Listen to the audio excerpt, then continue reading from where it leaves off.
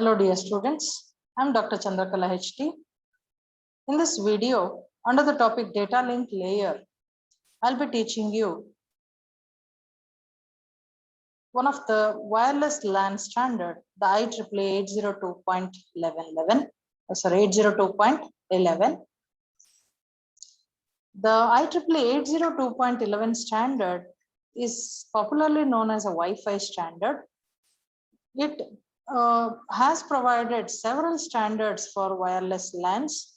Some of the prominent standards which come under IEEE 802.11 version are 802.11, 802.11a, 802.11b, 802.11g, 802.11n, and 802.11p.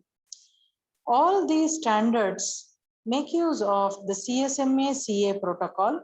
CSMA-CA stands for Carrier Sense Multiple Access with Collision Avoidance.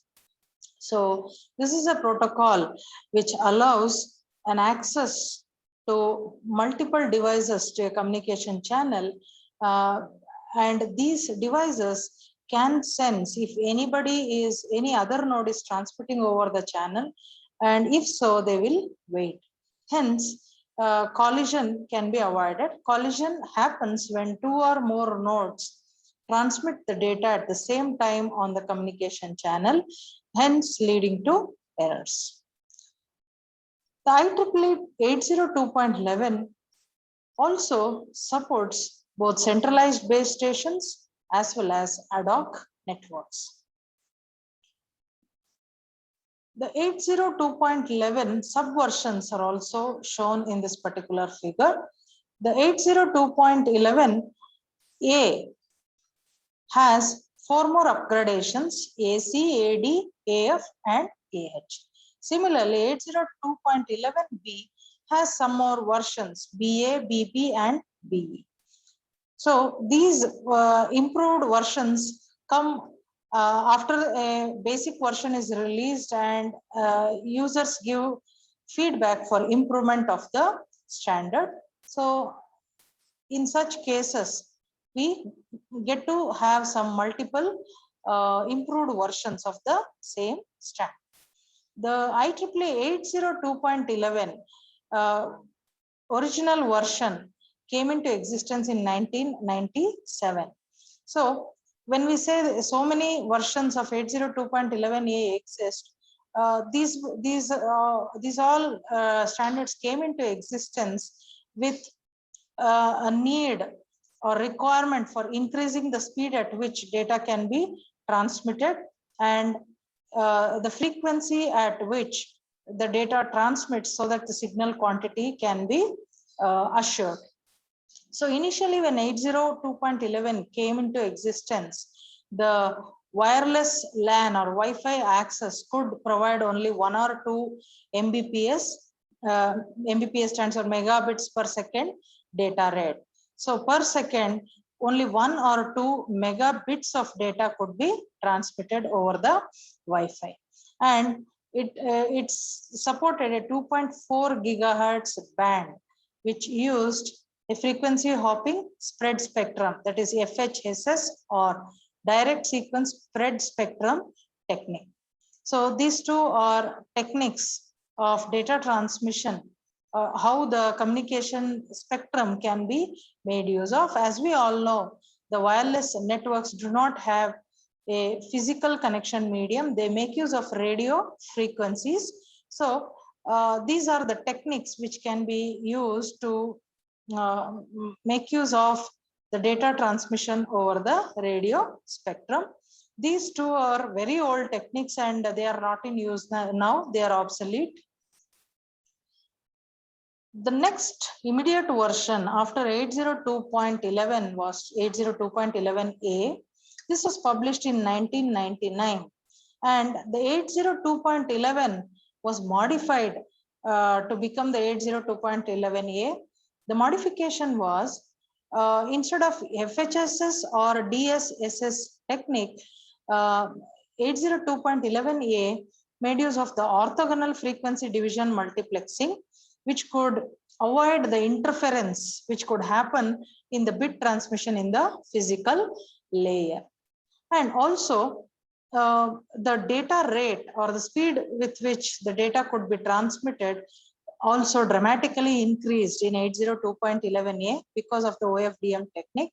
The data rate was 54 megabits per second and the operating frequency was 5 gigahertz. And besides this, it also provided error correcting code in case any frame was received erroneously. Using error correcting code, the receiver could automatically correct the errors in the bits. So the 2.4 gigahertz band of 802.11 had a chance of being crowded, and this particular 5 gigahertz band could avoid the crowding of frames in the communication channel. Further, some more amendments or upgradations came to 802.11a like AC, AD, AF, AH, AI, AJ, etc. All of these came with minor variations to the base model in order to cater to the needs and feedback of the users. The next standard of 802.11 was 802.11b.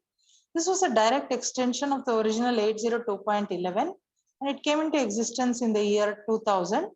So this standard used the same modulation technique like 802.11, that is the DSSS, and its operating speed was only 2.4 gigahertz band, but the data rate was little higher. It was 11 Mbps as compared to the 2 Mbps. So this was rapidly adopted in wireless LANs, of course, 802.11b, since its data rate was quite less compared to the 802.11a. It came at a lower cost. Hence, this also became quite popular. But the problem with this 802.11 was, since it had only 2.4 gigahertz band, the band was pretty crowded and the users would face a lot of interference and low signal quality and network breakages. For 802.11b, there were further amendments like BA, BB, BC, BD, BE, so on. 802.11g was the next version of 802.11, which was endorsed in 2003. Its operating band was 2.4 gigahertz and the average throughput or data rate was 22 Mbps, which was slightly better than 802.11b. And this data rate was due to the use of the OFDM technique, the orthogonal frequency division multiplexing technique. Hence, it could achieve better data rate.